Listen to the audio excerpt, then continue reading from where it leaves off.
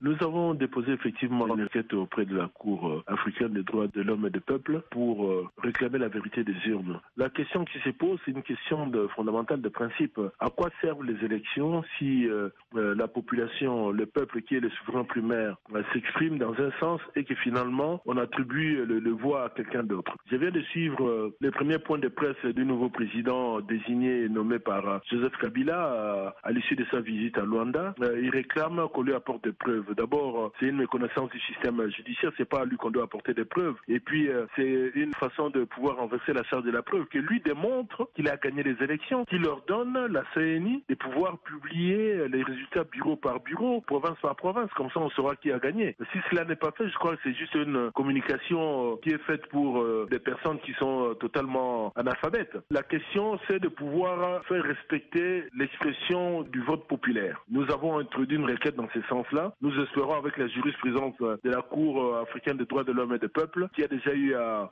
examiner ce genre de situation, que cette jurisprudence sera constante et elle sera respectée. Mais c'est vous qui avez saisi plutôt la Cour constitutionnelle, c'était à vous d'apporter des preuves. Nous avons apporté des preuves, des sacs et des sacs de procès-verbaux, mais ces preuves n'ont jamais été examinées par la Cour constitutionnelle. Quand je parle du renversement de charge de la preuve, c'est par rapport à la communication du président nommé à Luanda, qu'il attendait qu'on lui amène la preuve de notre victoire aux dernières élections pour asseoir sa légitimité. La question n'est pas là, c'est à lui de pouvoir donner des instructions pour qu'on puisse finalement donner les résultats de la compilation. La compilation n'a jamais eu lieu. De quoi on parle là? Pour la Cour constitutionnelle de la RDC, nous savons ce qu'il en est. Ils ont refusé de dire les droits, c'était un déni des droits. Mais maintenant, nous avons saisi la Cour africaine des droits de l'homme et des peuples. Est-ce que vous ne craignez pas que votre requête ne soit pas peut-être prise en considération si on tient en compte la déclaration du secrétaire général de l'ONU qui dit que ce qui s'est passé au Congo s'est passé et la situation est établie, il faut plutôt maintenant coopérer avec le nouveau président. Là, vous êtes en train de me dire que ça sert à rien qu'il y ait une démocratie dans ces pays. Ça veut dire que ça sert à rien d'organiser les élections dans ces pays. Que tout le monde peut déclarer